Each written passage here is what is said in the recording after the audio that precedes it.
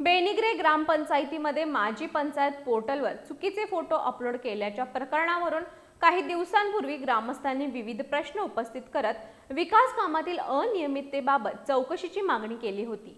त्यावेळी 4 दिवसात खुलासा करण्याचं आश्वासन देण्यात आलं होतं।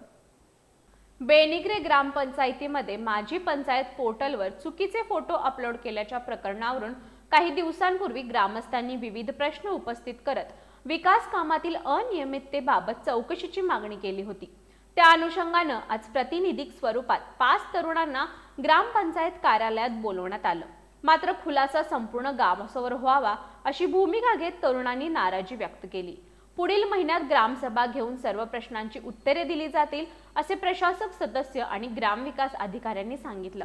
आजच्या बैठकीत प्रश्नांची समाधानकारक उत्तरे मिळाली नसल्याचा आरोप करत तरुणांनी संताप व्यक्त केला।